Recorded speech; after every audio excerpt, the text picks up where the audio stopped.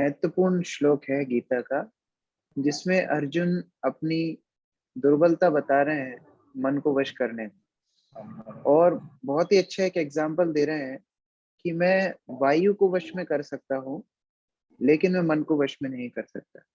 प्रभुपाद तात्पर्य में बता रहे हैं कि कैसे कभी बड़े बड़े सुनामी आते हैं, या कोई बड़े वर्लपूल आते हैं, या कोई बड़ा बवंडर आता है, तो उसको कोई भी वश में नहीं कर पाता है।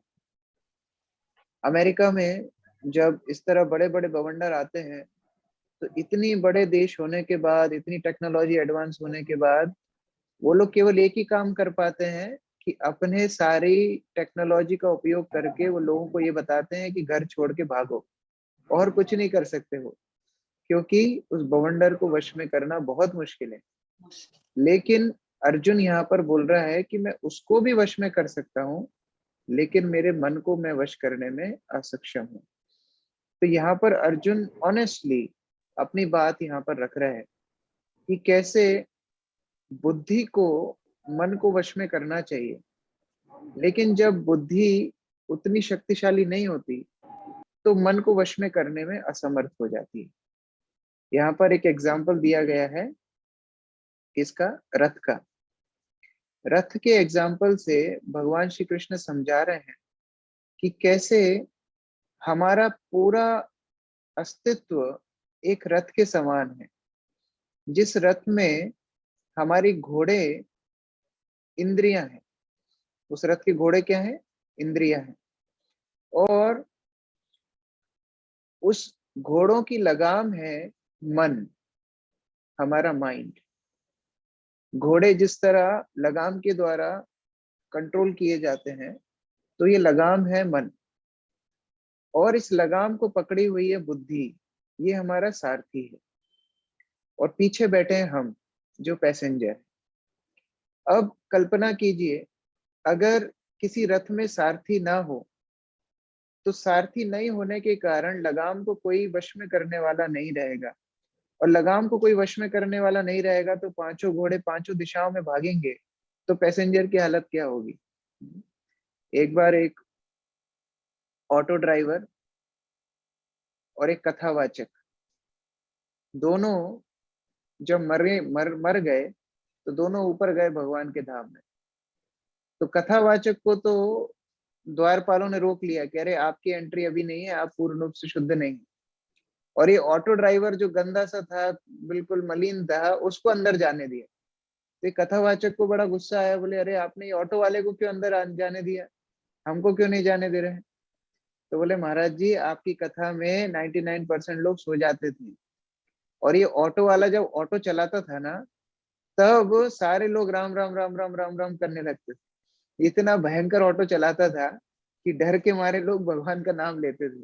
तो इसके ऑटो चलाने के कारण बहुत लोगों ने भगवान का नाम लिया है, इसलिए ये भगवत धाम जा रहा है, और आपको अभी जाने में बहुत टाइम। कहने का अभिप्राय है कि जब रथ बहुत ही असंयमित रूप से चले, तो उस स्थिति में पैसेंजर की हालत बहुत खराब हो जाती है। और वही यहाँ पर हो रहा है, क्योंकि बुद्धि बलवान नहीं है, मन को कोई संयमित करने वाली वस्तु नहीं है, और उसी वजह से मन अलग अलग दिशाओं में भागने लगता है। जिस तरह कभी कभी दवाई इन्फेक्शन को कंट्रोल नहीं कर पाती, इन्फेक्शन इतना फैल जाता है कि दवाई भी काम नहीं कर पाती है, उसी प्रकार से मन कभी कभी इतना ज्यादा बलवान हो जाता है कि बुद्धि भी उसको वश में नहीं कर पाती। और उसी समय पर व्यक्ति बड़ा परेशान हो जाता है अपनी इंद्रियों से, क्योंकि इंद्रियां मन की बात मानती है। और यदि मन संयमित नहीं है, तो इंद्रियां अलग अलग दिशाओं में भागना शुरू कर देती है। इसलिए आपको याद होगा कि इस अध्याय की शुरुआत में भगवान श्री कृष्ण बताते हैं कि जिसका मन उसके वश में है, वो उसका सबसे अच्छा मित्र है। और जिसका मन उसके वश में नहीं है, वो उसका सबसे बड़ा शत्रु है। हम लोग बोलते हैं हमारी इनसे दुश्मनी है, उनसे दुश्मनी है, ये रिश्तेदार ने हमारे साथ ये किया, उसने वो किया। लेकिन सबसे बड़ा शत्रु तो हमारे अंदर ही बैठा हुआ है, जो कि है हमारा मन। अगर वो संयमित नहीं है, अगर वो कंट्रोल नहीं है, अगर वो दमन नहीं किया गया है तो वो हमारा सबसे बड़ा शत्रु। और यदि वही मन को कोई व्यक्ति वश में कर पाता है तो वो उसका सबसे अच्छा मित्र है। मैं एक छोटी सी चार्ली चैपलिन की वीडियो दिखा रहा हूँ आपको, और उसमें वही संदेश दिया गया है कि कैसे अगर मन कंट्रोल में है तो कितने अच्छे से सहायता करता है। तो वहां पर एक मशीन है जो ब्रेकफास्ट खिलाने वाली मशीन है, और वो मशीन मन को संबोधित कर रही है और चार्ली चैपलिन आत्मा को संबोधित कर रहा है। तो मन अगर संयमित है तो कितने अच्छे से आपकी मदद करेगा, और मन यदि संयमित नहीं है तो कितनी दुर्गति करेगा, ये 2 मिनट की वीडियो से हम देखेंगे।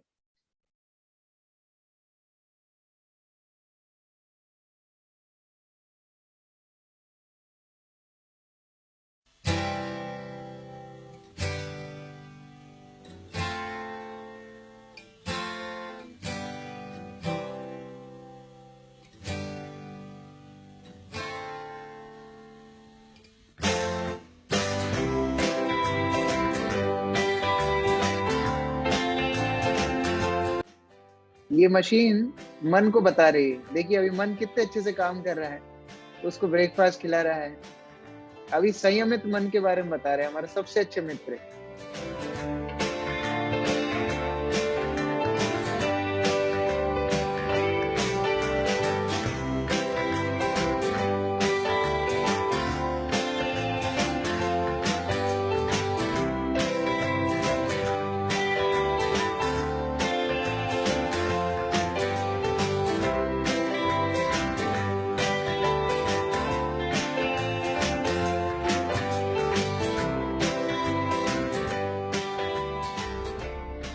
अगर मन संयमित नहीं है तो क्या होता है वो देखते हैं। अगर मन कंट्रोल में नहीं है, अपने हिसाब से चल रहा है, तो क्या होगा।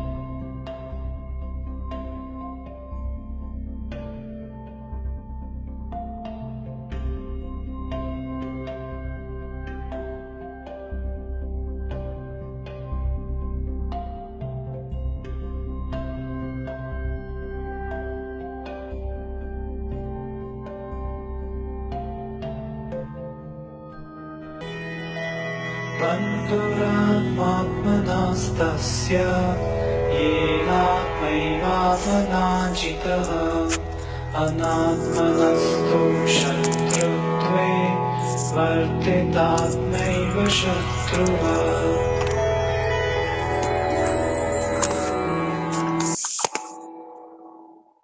यहाँ पर इस वीडियो में क्या बताया है, कैसे अगर वो मशीन ठीक से काम कर रही है तो आपकी बड़ी मदद करेगी। ये मन रूपी मशीन अगर वो कंट्रोल में है, अगर आप उसको प्रोग्रामिंग जानते हैं तो बहुत अच्छे से काम करेगी।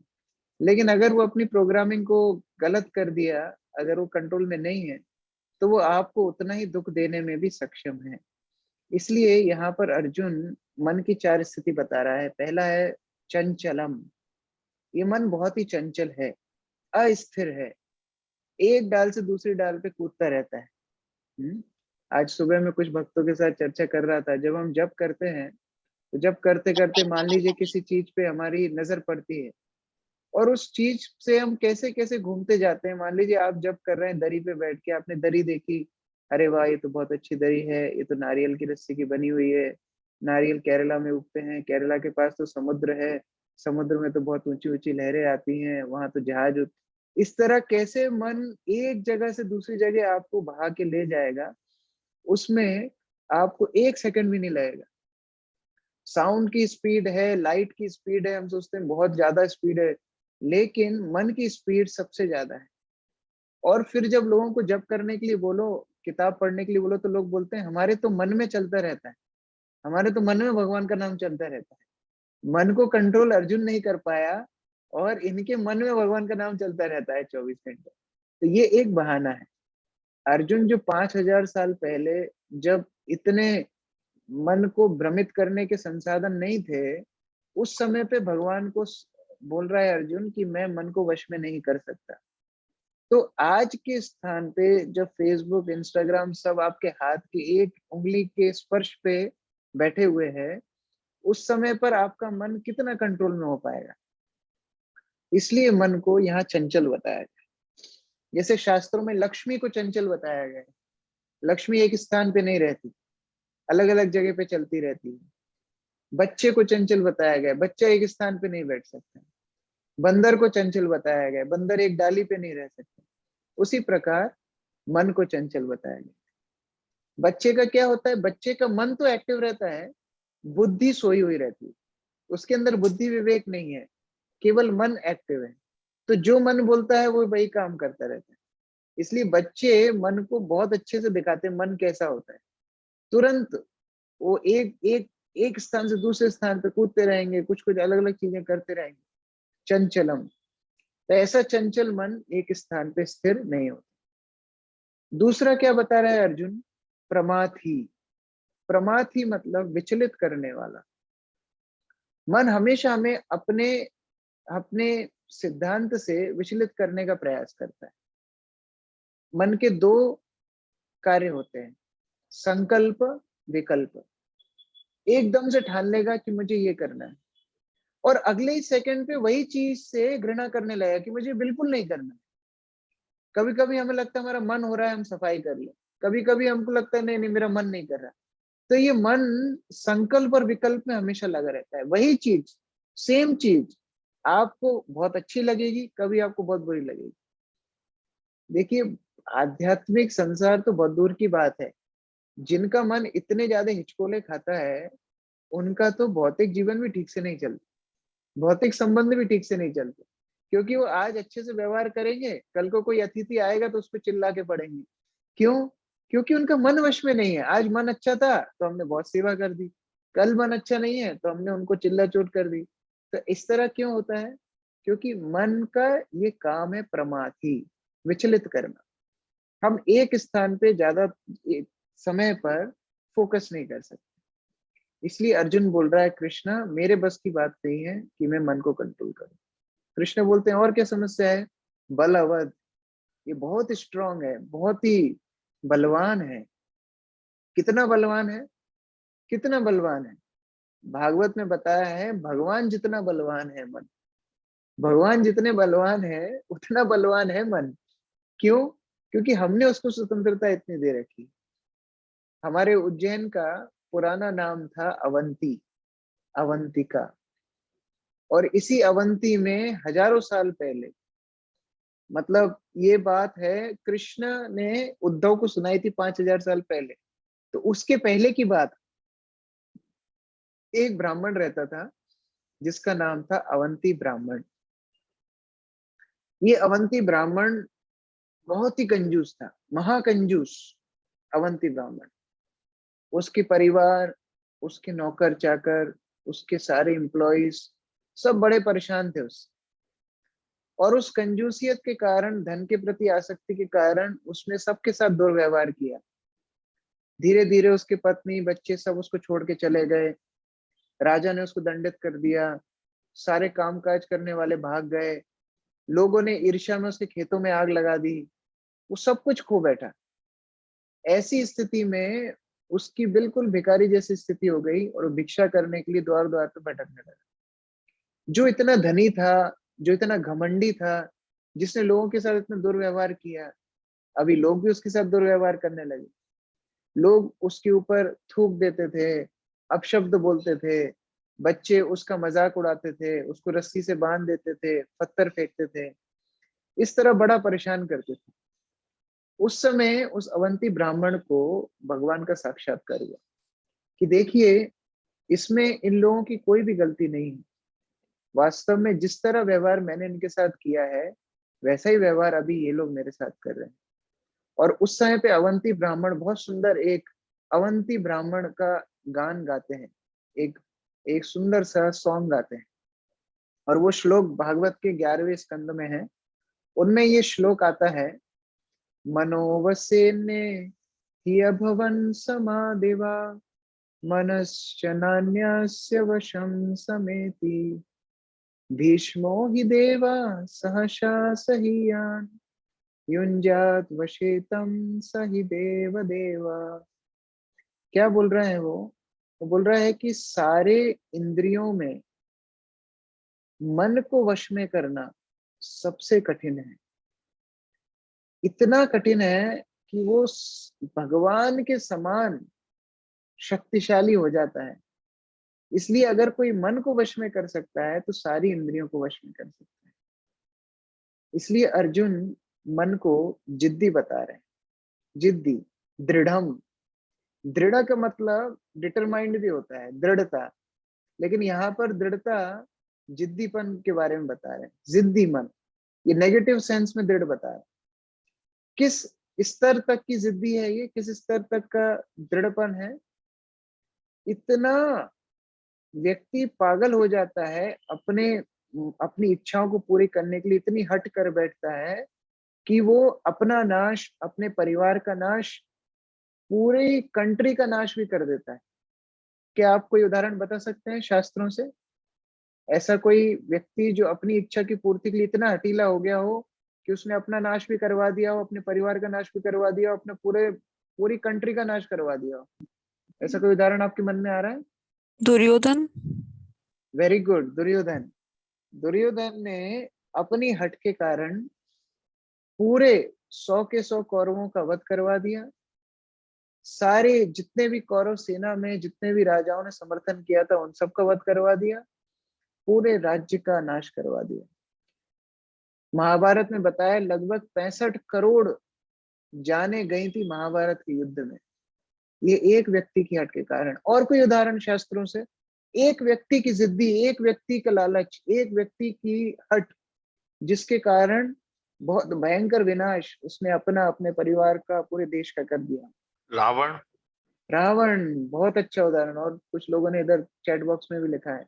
रावण, किसने नहीं समझाया उस रावण को? कुंभकर्ण ने समझाया, मेघनाथ तक ने समझाया, उसके सेनापति अकंपन सब ने समझाया, लेकिन फिर भी रावण अपनी हट को छोड़ नहीं पाया, और उसके कारण उसने खुद का विनाश किया, पूरे देश का विनाश किया, पूरे परिवार का विनाश किया। और ये हट के कारण व्यक्ति अपने जीवन का लंबे समय का फायदा नहीं देख पाता है। शास्त्र में दो चीजें बताई हैं, श्रेय और प्रेय। श्रेय मतलब क्या होता है? लॉन्ग लास्टिंग हैप्पीनेस, दीर्घ काल तक आनंद मिलना, उसको श्रेय बोलते हैं। जिसमें शुरुआत में थोड़ी कठिनाई होती है, थोड़ा स्ट्रगल होता है, और बाद में जाकर के कुछ फायदा मिलता है। लेकिन दूसरा होता है प्रेय। प्रेय क्या होता है? प्रेय मतलब होता है इमीडिएट प्लेजर, तुरंत हमको कुछ ना कुछ फायदा चाहिए। जैसे मान लीजिए कोई छोटे बच्चे को, मैं यहाँ सोहम को देख रहा हूँ, सोहम को जब सोहम बहुत छोटा था, कोई 2000 का नोट देता और एक डेयरी मिल्क देता, तो क्या लेता सोहम? डेयरी मिल्क ले लेता, क्योंकि उसको ये नहीं पता है कि 2000 के नोट में बहुत सारी डेयरी मिल्क आती है। तो उसी प्रकार से हम लोग प्रेय में फंसे रहते हैं। तुरंत हमको प्लेजर चाहिए, तुरंत हमको मस्ती चाहिए, तुरंत हमको मजा चाहिए, लेकिन श्रेय के बारे में हम नहीं सोचते। जैसे दिति ने जब कश्यप मुनि को संतान उत्पत्ति के लिए प्रार्थना की, तो कश्यप मुनि ने उनको समझाया कि नहीं, अभी समय उचित नहीं है, अभी संध्या का समय है, ये समय उचित नहीं है। लेकिन वो अपनी हट को नहीं मानी, और उनके मन इतना दृढ़वान था, इतना हठीला था, कि उन्होंने कश्यप मुनि को मजबूर कर दिया। और बाद में क्या हुआ? बाद में हिरण्यकश्यपु और हिरण्याक्ष जैसी संतानें हुई, जिन्होंने पूरे विश्व को इतना त्रास पहुंचाया। तो इस तरह हमारे मन की हट हमारा नुकसान करती है, बाकी लोगों का भी नुकसान करती है। बहुत सारे उदाहरण हैं, जैसे कि एक और उदाहरण भागवत में आता है पुरुरवा का। पुरुरवा एक बहुत ही महान राजा थे, और स्वर्ग की अप्सरा उर्वशी के प्रति बहुत ज्यादा आसक्त हो गए। इतने ज्यादा आसक्त हो गए थे, इतने ज्यादा हट में चले गए थे, कि उर्वशी बोलती है कि देखो, मेरी आपके प्रति साथ में रहने की बिल्कुल इच्छा नहीं है, लेकिन यदि आप मुझे रखना चाहते हैं तो मेरी सारी मांगे पूरी करना पड़ेगी। तो पुरुरव बोलते हैं, जी सर बताइए क्या क्या मांगे हैं आपकी? तो उर्वशी बोलती है, मैं केवल शुद्ध घी में बना हुआ खाना खाती हूँ, और कुछ भी नहीं खाती हूँ, केवल शुद्ध घी में। पुरुरव बोलते हैं, ठीक है ठीक है, शुद्ध घी का खाना आपको खिलाएंगे, और बताइए। बोलती है कि मैं जो कुछ भी कार्य करूंगी आप मुझे टोकेंगे नहीं, अगर आपने टोका तो मैं आपको छोड़ के चली जाऊंगी। ठीक है सर, बात मान ली। और मेरे पास ये दो मेमने के बच्चे हैं, ये बच्चे मैं साथ में रखूंगी और मेरे बच्चों जैसे ही मैं इनको लालन पालन करूंगी, तो आपको भी इनको बच्चों जैसे देखना है, ठीक है, मैं बच्चों जैसे देखूंगा। इतना बड़ा राजा और मेमने के बच्चों को अपने पुत्र जैसे रखने के लिए तैयार हो गया। क्यों? क्योंकि उर्वशी को वो साथ में रहने के लिए बिल्कुल हटीला था। और बाद में किसी कारण से उर्वशी उनको छोड़ के चली जाती है, भागवत में बहुत विस्तृत वर्णन है। तो ये पुरुरवा पागल जैसे घूमने लगता है, राज्य छोड़ के पूरे विश्व में उर्वशी के लिए ढूंढने लगता है, और बाद में विष्णु का यज्ञ करता है। हम विष्णु का यज्ञ क्यों करते हैं? भक्ति में आगे बढ़ने के लिए, विष्णु को प्रसन्न करने के लिए। ये यज्ञ करता है विष्णु का उर्वशी को प्राप्त करने के लिए। तो इस हद तक कोई व्यक्ति पागल हो सकता है अपने मन की हट पे। और देखिए भागवत में और उदाहरण है चित्रकेतु महाराज के। चित्रकेतु महाराज भी बहुत बड़े सम्राट थे, चक्रवर्ती सम्राट थे। बहुत सारी हजारों उनकी यहाँ पत्नियां थी। लेकिन दुख की बात क्या थी, उनको हजारों पत्नियों में से भी एक भी पुत्र नहीं था। तो इस स्थिति में चित्रकेतु महाराज बड़े परेशान थे, और उनके मन की एक ही जिद थी, एक ही हट थी कि हमें पुत्र की प्राप्ति हो जाए। बड़े दुखी रहा करते थे। तो एक दिन उनके महल में अंगिरा मुनि आए, जो उनके गुरु है। तो अंगिरा मुनि को उन्होंने प्रणाम किया। अंगिरा मुनि ने पूछा कि चित्रकेतु महाराज, आप तो बड़े दुखी दिख रहे हैं, क्या बात? तो चित्रकेतु महाराज बोलते हैं कि मेरे मुझे सब कुछ जीवन में मिला, लेकिन बस एक पुत्र की प्राप्ति मुझे नहीं हुई, इसलिए मुझे बड़ा जीवन में खालीपन लगता है। तो मुझे एक पुत्र की प्राप्ति चाहिए। अंगिरा मुनि उन्हें समझाते हैं, देखो राजन, तुम्हारे भाग्य में पुत्र का सुख नहीं है। बोलते हैं लेकिन आपके वश में सब कुछ है। राजा हट करने लगता है, आप तो गुरु हैं, आप तो सब कुछ कर सकते हैं, आप मुझे पुत्र दिला सकते हैं। तो अंगिरा मुनि बोलते हैं ठीक है, मैं आपको पुत्र दिला सकता हूँ, लेकिन वो पुत्र आपके सुख का भी कारण बनेगा और दुख का भी कारण बनेगा। राजी है तो आप बताइए। राजा बोलता है पुत्र होगा, हम सब देख लेंगे, कोई दिक्कत नहीं है, आपको बस पुत्र दिला दीजिए, बाकी हम सब समझ लेंगे। तो फिर राजा को वो अंगिरा मुनि बोल के जाते हैं, ठीक है, आपको पुत्र की प्राप्ति होगी, और आप उसका नाम रखना हर्ष शोका। हर्ष यानी कि आनंद प्रदान करेगा, और शोक मतलब आपको उससे दुख भी होगा। ठीक है। राजा को कुछ समय बाद अपनी मुख्य रानी से पुत्र हो जाता है, उसका नाम वो हर्ष शोका रख देते हैं। और राजा इतना खुश हो जाता है, इतना खुश हो जाता है कि वो पुत्र को एक सेकंड के लिए भी छोड़ता नहीं। अब जाहिर सी बात है, क्योंकि वो पुत्र के प्रति इतना आसक्त था, जिस पुत्र को जन्म दिया था माता ने, वो रानी के प्रति भी राजा ज्यादा आसक्त हो गया। तो बाकी की जो महल में रानियां थी, वो उस रानी से ईर्ष्या करने लगी। और ईर्ष्या के चलते क्या नहीं होता, एक दिन उन रानियों ने उस छोटे से बालक को विष देके मार दिया, मृत्यु कर दी। अब जो बच्चा मर गया, तो राजा जितना दुखी पहले नहीं था, उससे 1000 गुना ज्यादा दुखी हो गया, क्योंकि अभी उस आनंद का उसने स्वाद चखने के बाद दोबारा से उसे छीन लिया। मान लीजिए आप भूखे हैं, भूखे थे कोई बात नहीं, भूखे रहते रहते आपको कोई गुलाब जामुन का इतना सा टुकड़ा तोड़ के आपके मुंह में डाल दे और फिर बोले अब नहीं मिलेगा, तो आपको और ज्यादा कष्ट होगा। तो चित्रकेतु की हालत उस तरह हो गई, और वो रोता बिलखता हुआ अंगिरा मुनि को पुकारने लगा। अंगिरा मुनि ने आकर के बोला, देखो राजन, मैंने तुमको बताया था कि ये पुत्र सुख तुम्हारे जीवन में नहीं है, लेकिन तुम्हारे मन की हट इतनी तेज थी कि तुम भविष्य के श्रेय को नहीं देख पाए, तुम प्रेय को ही देखे कि केवल हमको पुत्र मिल जाए, केवल हम उसमें ही संतुष्ट रहना चाहते हैं। तो इस तरह शास्त्रों में बहुत सारे उदाहरण हैं जहां मन की हट के कारण व्यक्ति अपना बहुत ज्यादा नुकसान कर लेता है। इसलिए शिला प्रभुपाद अपने भागवत के तात्पर्य में लिखते हैं, without being self controlled, disciplined and obedient, no one can obey the orders of the spiritual master, and without obeying the spiritual master no one can go back to Godhead. Prabhupada ji बताते हैं कि कोई व्यक्ति इंद्रियों को वश में किए बिना, अनुशासित हुए बिना और आज्ञाकारी हुए बिना, ये 3 गुणों के बिना कोई भी व्यक्ति गुरु की आज्ञा पालन ठीक से नहीं कर सकता। और यदि कोई गुरु की आज्ञा पालन नहीं कर सकता, तो व्यक्ति भगवत धाम भी नहीं जा सकता। अब यदि हम तीनों गुणों को देखें, सेल्फ कंट्रोल यानी इंद्रियों का दमन, डिसिप्लिन अनुशासन, तीसरा ओबीडियंट, आज्ञाकारी होना। ये तीनों चीजों में मन का एक बहुत बड़ा कंट्रीब्यूशन। यदि किसी का मन बहुत ही ज्यादा चंचल है तो ना वो डिसिप्लिन रह सकता है, ना वो आज्ञा का पालन कर सकता है, ना उसकी इंद्रिय दमन होगी।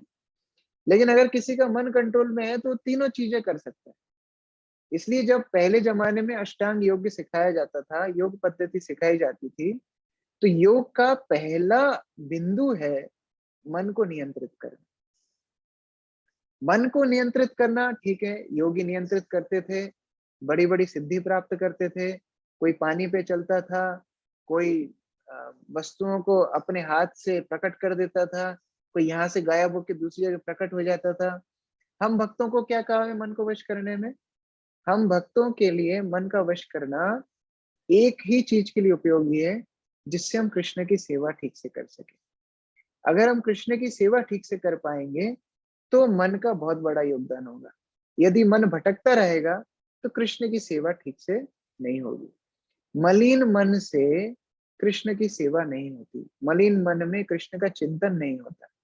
इसलिए मन का शुद्ध होना बहुत बहुत आवश्यक है। हम लोग शास्त्रों में देखते हैं कि कई बार मन की शिक्षाओं पे बहुत ज्यादा बल दिया जाता है। इवन हमारे जो वैष्णव आचार्य हैं, उन्होंने बहुत सारे सॉन्ग्स भजन इसलिए लिखे हैं कि मन को शिक्षा दे रहे हैं। भजऊ रे मन श्री नंद नंदन अभय चरणार विंदरे। हे मन, तुम कृष्ण का भजन करो, तुम अभय चरणार विंद का भजन करो, क्योंकि ये मानव जीवन बहुत मुश्किल से मिला है। मन को शिक्षा दे रहे हैं। भक्ति सिद्धांत सरस्वती ने लिखा है, हे दुष्ट मन तुम्हें कैसे रे वैष्णव प्रतिष्ठा लागी है। तुम प्रतिष्ठा के पीछे भाग रहे हो, तुम कैसे वैष्णव हो? हे मन, ये सब दुष्व्यवहार छोड़ के तुम कृष्ण की भक्ति करो। इसलिए हमारे सारे आचार्यों ने मन के ऊपर बहुत ज्यादा बल दिया है। गीता में कृष्ण ने मन के ऊपर बहुत ज्यादा बल दिया है। जैसे कि हम पिछली कक्षा में चर्चा कर रहे थे, कृष्ण गीता में बार बार बताते हैं, मन मना मद भक्तो मयि आसक्त मना पार्थ। इस तरह मन के ऊपर बहुत ज्यादा बल कृष्ण ने भी दिया है। तो सबसे पहला कार्य होता है मन को एक पॉजिटिव एंगेजमेंट देना। प्रभुपाद जी तात्पर्य में जो बता रहे हैं, सा वै मनः कृष्ण पदार विंदयो, हमारे मन को किसी न किसी तरह से कृष्ण के प्रति आसक्त करना चाहिए। क्योंकि जब हमको हायर टेस्ट लग जाएगा, उच्च स्वाद लग जाएगा, तो निष्क्रिय स्वाद के प्रति हमारी आसक्ति अपने आप कम हो जाती है। निष्क्रिय स्वाद के प्रति हम कब तक आसक्त रहते हैं? जब तक हमको उच्चतर स्वाद नहीं मिलता। मान लीजिए आप अपने घर से, आपके घर में कोई है नहीं, और कुछ रूखा सूखा आपने कल की रोटी बांध के आप टिफिन में ले गए, लेकिन जहां आप ऑफिस में गए, आपका मित्र बहुत स्वादिष्ट कोई पकवान लेकर के आया और आपको बोला कि आज आप हमारे साथ लंच कीजिए, तो आप उसको बोलेंगे कि नहीं नहीं नहीं नहीं, हमारी रोटी रखी है, एक्चुअली हम तो पुरानी रोटी खाएंगे। कोई नहीं खाएगा। उसी प्रकार से जब मन को एक पॉजिटिव एंगेजमेंट मिल जाती है, एक उच्च स्वाद मिल जाता है, तो वो निष्क्रिय चीज छोड़ देता है। बच्चों के साथ भी ऐसा होता है। छोटे बच्चे हाथ में कोई हानिकारक चीज उठा लें, कोई कील उठा लें, कोई वस्तु उठा लें, उनको यदि आपको छुड़ाना है तो आप तुरंत नहीं छुड़ा सकते, वो फिर रोने लगेंगे। आपको कोई और चीज उनके हाथ में देना पड़ेगा जिससे वो कील को भूल जाए, वो हानिकारक चीज को भूल जाए। उसी तरह मन को एक पॉजिटिव एंगेजमेंट देना पड़ेगा। तो मैं यहाँ पर एक सिचुएशन आपके सामने रख रहा हूँ। आपको बताना है कि आप उस सिचुएशन में कैसे पॉजिटिव एंगेजमेंट मन को देंगे, और कैसे आपको वो सिचुएशन में मन को कंट्रोल करना है। तो मान लीजिए एक फेस्टिवल का दिन है।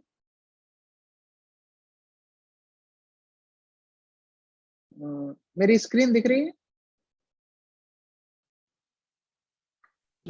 यस प्रभु जी, यस यस। हाँ। तो मान लीजिए नहीं, मंदिर मंदिर में एक फेस्टिवल का दिन है, और एक एक गुलाब जामुन सबको दिया जा रहा है। ठीक है। अब आपका मन दृढ़वान हो गया कि आपको तो 5 गुलाब जामुन खाने हैं, लेकिन मिल रहा है एक एक। तो क्या करेंगे उस सिचुएशन में? कैसे आपके मन को आप पॉजिटिव एंगेजमेंट देंगे? कौन बताना चाहता है? एक एक गुलाब जामुन मिल रहा है, मन बोल रहा है 5 खाना है, क्या करेंगे उस सिचुएशन में? प्रभु जी, हम मन को इस तरह समझा सकते हैं कि ये भगवान का प्रसाद है और इसको खाने से लाइक बहुत सारे लोगों के पाप भी कट जाते हैं। तो अगर हम ही खा लेंगे सब, तो सारा सब हमारा ही हो जाएगा, मतलब सब सब फायदा हमारा ही क्यों हो? पूरे सब सब भक्तों का फायदा होना चाहिए। सो एक खाना ही बेटर है। इससे अच्छा और जितने लोगों को मिल जाए, जितने लोगों को ये जुबान पे लग जाए, उनके लिए फायदा है ये, सबके लिए ठीक है, फायदा हो मन जाएगा इससे। मन को हम समझा सकते हैं इस तरह कि नहीं, आप तो सबका फायदा कीजिए, इतने स्वार्थी क्यों बन रहे हैं, और क्या कर सकते हैं? बसंत प्रभु ने हाथ उठाया।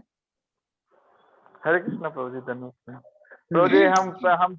हम ट्राई करेंगे कि पहले इतना ज्यादा अच्छे से बाकी सब्जी प्रसाद सब ले ले कि गुलाब जामुन के टाइम में हमको एक ही इच्छा हो, वही सफिशियंट हो। अच्छा, ये भी एक तरीका हो सकता है। और कोई तरीका, कोई और कुछ बताना चाहते हैं? गुलाब जामुन की बाल्टी एकदम सामने ही रखी है, लेकिन हम खा नहीं पा रहे। उस स्थिति में एक चीज की जा सकती है, हम अपने आप को बोलें, देखो हम थोड़ा रुक जाते हैं, सभी वैष्णवों को एक एक मिल जाए, उसके बाद बच जाएगा तो हम एक और खा लेंगे, उसके बाद हम एक और खा लेंगे।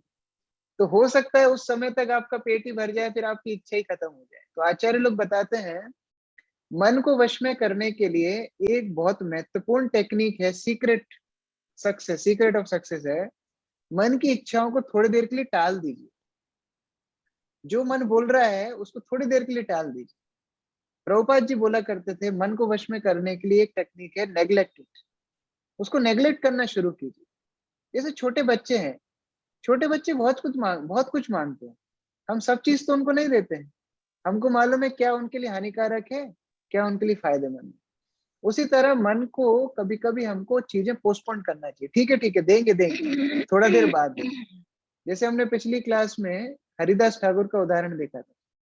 हरिदास ठाकुर ने क्या किया था, वो लक्ष्य हीरा जो आई थी वैश्या, उसको मना नहीं किया था, उसको बोला था आप रुकिए ना, थोड़ा देर रुकिए, मेरा जब पूरा होने दीजिए, उसके बाद मैं आपकी इच्छा पूरी करूँ। तो इस तरह मन को कभी कभी डिले करने से भी मन को हम वश में कर सकते हैं।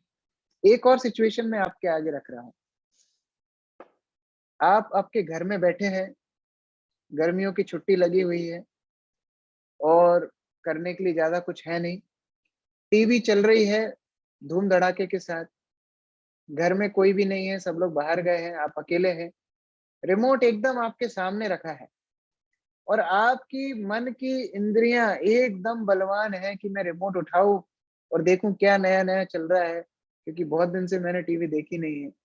तो उस समय पर हम लोग कैसे अपने आप को संतुलित कर सकते हैं? ये सबके साथ होता है, हमारे साथ भी होता है। तो क्या करना चाहिए उस समय, क्या कर सकते हैं? कैसे दृढ़वान चंचल मन को हम समझा सकते हैं? क्या तरीका है, कौन बताना चाहेंगे?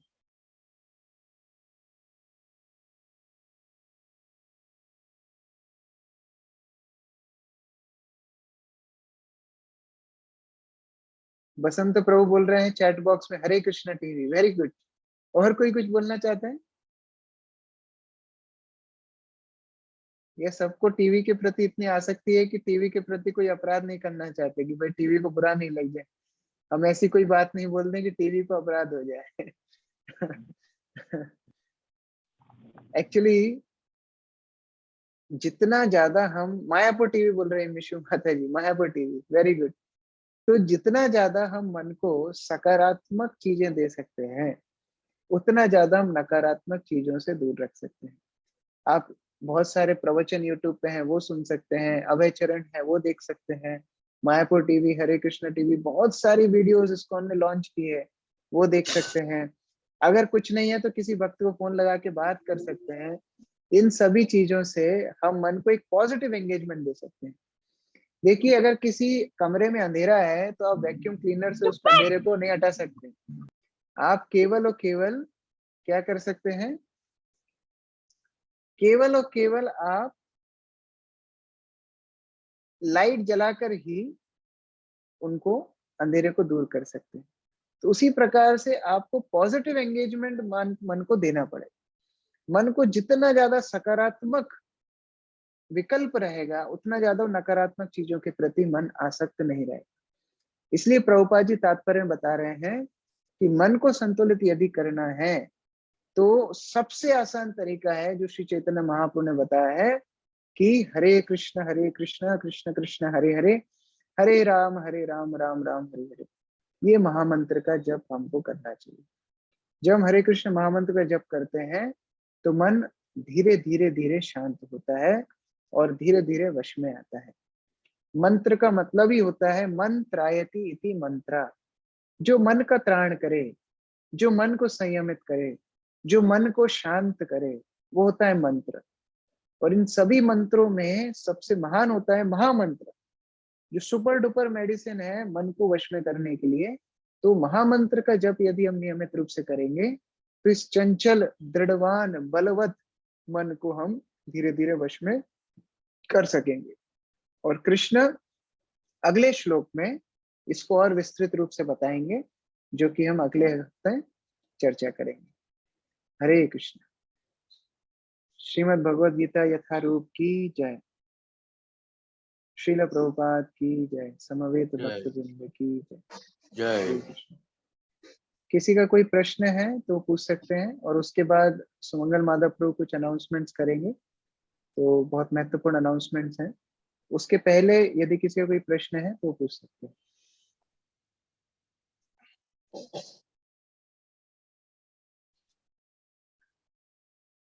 मेरा फोटो नहीं आ रहा ढंग से ना। बसंत प्रभु। हरे कृष्ण प्रभु जी। प्रभु जी एक टर्म यूज यहाँ पे किए हैं, इंद्रिय दमन। तो मैं एक्चुअली इससे पहले किसी और इंस्टीट्यूट में जुड़े थे इस्कॉन से पहले, तो इस इंद्रिय दमन वहाँ पे जो हम समझते थे, और यहाँ पे आके मुझे एक चीज बहुत अच्छा लगा था कि इंद्रिय को हम दमन ना करके हम दिशा देते, जैसा आपने बताया थोड़ा देर के लिए थोड़ा देर के लिए हम चाल दे देंगे। तो प्रभु जी इंद्रिय दमन को का एक्चुअली थोड़ा सा इसको और क्लैरिफाई करते कि एक्चुअली हम दमन करते हैं या उसे सही डायरेक्शन देते हैं इसको। देखिए, वैष्णव पद्धति में, भक्ति में हम लोग दमन का अर्थ ये नहीं है कि हम इंद्रियों की क्रियाओं को बंद कर देते, लेकिन हम कृष्ण के प्रति उसको बदल देते हैं। जैसे हम लोग काम वासना मतलब होती है किसी एक चीज को प्राप्त करने की दृढ़ इच्छा। तो वही काम वासना को हम कृष्ण की सेवा में लगा देते हैं कि हम कृष्ण को सेवा करने के लिए दृढ़ इच्छा रखें। फिर होता है क्रोध। तो क्रोध भक्त द्वेषी जन है, जो भक्तों से द्वेष रखते हैं, जो भक्तों का निरादर करते हैं, जो कृष्ण को निराकार बताते हैं, मायावादी, ऐसे लोगों के ऊपर क्रोध करते। तो उस तरीके से हम लोग अपने विचारों को कृष्ण सेवा में लगाते हैं, उसको युक्त वैराग्य बोला जाता है। तो यहाँ इंद्र दमन का मतलब है इंद्रियों का सकारात्मक भगवान की सेवा में लगना, वो इंद्रिय दमन। थैंक यू सो मच प्रभु। हरे कृष्ण। हरे कृष्ण। मिशु माता जी। हरे कृष्ण प्रभु। हरे धन्यवाद कृष्ण। प्रणाम। प्रणाम। बहुत ही धन्यवाद देना चाहते हैं आपको। आपका लाइव पूरा क्लास में तो जुड़ नहीं पाते हैं क्योंकि टाइम के हिसाब से मिलते नहीं, तो मैं बाद में सुनता हूँ आपका प्रवचन हमेशा। तो मेरा इस अभी जो आलोचना हुआ तो मैं पहले से नहीं था, लास्ट में जो एक पॉइंट मुझे लगा, जो हम अकेले हैं उस टाइम पे, वो टीवी के बारे में जो एग्जांपल दिया था उसको, वो जो बैड हैबिट है उसको मतलब छुड़ाने के लिए हम कुछ ग्रंथ अध्ययन करते हैं या कुछ जप करते हैं। वो जो चॉइस है, वो चॉइस को पकड़ने में बहुत प्रॉब्लम होता है। तो इस चॉइस को दृढ़ता से कैसे पकड़ सकते हैं? देखिए, ये चुनौती सबके साथ ही आती है, हमारे आपके सबके साथ आती है। जब इंद्रिय वस्तु सामने होती है तो मन बहुत बलवान हो जाता है। तो उसको दिशा देने के लिए केवल एक ही चीज काम में आती है, जो है बुद्धि। इसलिए बुद्धि का बहुत ज्यादा शक्तिशाली होना अति आवश्यक है। बुद्धि का दृढ़वान होना बहुत आवश्यक है। बुद्धि को कैसे दृढ़वान करें? जैसे अर्जुन ने की, शास्त्र सुन के, साधुओं की कथा सुन के। इसलिए शिल प्रभुपाद बोलते थे नित्यम भागवत सेवया, नित्य रूप से हम श्रवण करें भागवत का, शुद्ध भक्तों का। उससे बुद्धि शक्तिशाली होती है और मन को संयमित करने में बुद्धि कार्य करती है। क्योंकि हम बुद्धि को अगर उस तरह शक्ति नहीं प्रदान करेंगे, फिर मन इधर उधर भटकता रहेगा। तो मन को संयमित करने के लिए बुद्धि का शक्तिशाली होना बहुत जरूरी है। और बुद्धि कैसे शक्तिशाली होती है? श्रवण के माध्यम से। तो जितना ज्यादा हम श्रवण कर सकते हैं उतना ज्यादा बुद्धि स्ट्रांग होगी, उतना ज्यादा मन संयमित होगा, उतना ज्यादा इंद्रिय संयमित। तो उस तरह बुद्धि के माध्यम से मन को धीरे धीरे संयमित करना चाहिए। और विस्तृत रूप से कृष्ण अगले श्लोक में बताएंगे, तो हम लोग और विस्तृत रूप से सुनेंगे। तो मेरा और एक प्रॉब्लम है, आपका अगर कोई मुश्किल नहीं तो मैं बात कर सकते हैं, आंसर क्वेश्चन कर सकते। बताइए। जैसे कि अब अभी श्रवण करने के बारे में कह रही है, मैं टेलरिंग काम करता हूँ, इसीलिए पूरा फ्रीडम है मेरे पास। काम करते करते मैं सुनने की कोशिश करता हूँ, लेकिन जैसे कि यूट्यूब में सुनता हूँ प्रवचन या कीर्तन कुछ भी सुनने जैसे वो लेवल में सीरियल में दूसरा एक कोई अच्छा गाने का एक्ट आ गया या दूसरा कोई एक्ट आ गया, उसको सुनने का जो लालसा जाग जाता है, इसको कैसे मतलब दूर करें? देखिए, जिस तरह मैंने छोटे बच्चे का उदाहरण दिया, छोटा बच्चा मान लीजिए जिद्दी करेगा कि हमको जहर पीना है, तो क्या करेंगे? बहुत जिद्दी कर रहा है, जमीन पे लौट रहा है, हाथ पैर फेंक रहा है, खुद को चांटा मार रहा है। कौन से माँ बाप है जो इतनी जिद्दी देख के जहर पिला देंगे? कोई भी जहर नहीं पिलाएगा। उसी तरीके से हम देख रहे हैं कि कोई चीज हमारी भक्ति का नाशक है, तो उस चीज को हमको नहीं करना चाहिए। इतना दृढ़ता हमारे अंदर रखनी चाहिए। पशु में और मानव में यही अंतर है। पशु का स्लोगन होता है जस्ट डू इट, जो सामने है करो। मानव का वो नहीं है। मानव के अंदर वो डिस्क्रिशन होना चाहिए कि ये हमारे लिए हानिकारक है, ये हमारे लिए फायदेमंद है। तो उस तरह हमको निर्णय लेना सीखना चाहिए। यस प्रभु जी, thank you. Hare Krishna. Thank उमा यू प्रिय माता जी, हरे कृष्ण। थैंक यू माता जी, अनम्यूट करना पड़ेगा।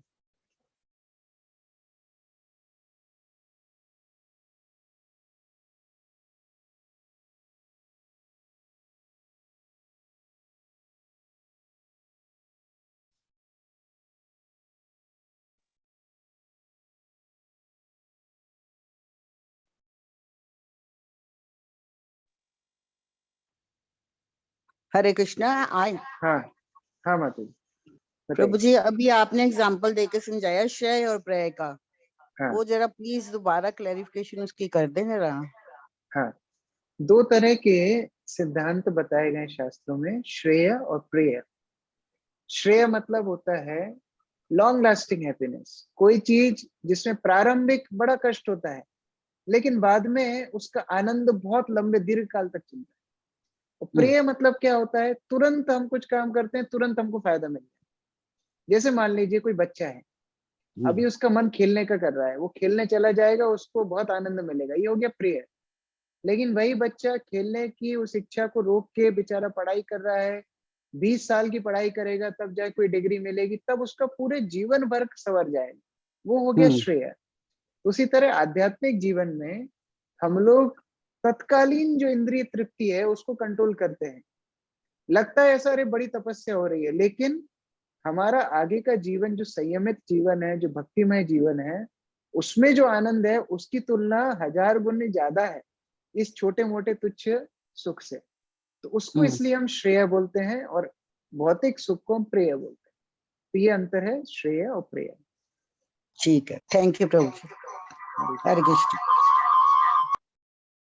हरे कृष्णा। तो अभी मैं अनुरोध करूंगा सुमंगल माधव प्रभु से कि वो कुछ महत्वपूर्ण अनाउंसमेंट्स हैं, तो वो अनाउंसमेंट्स करें।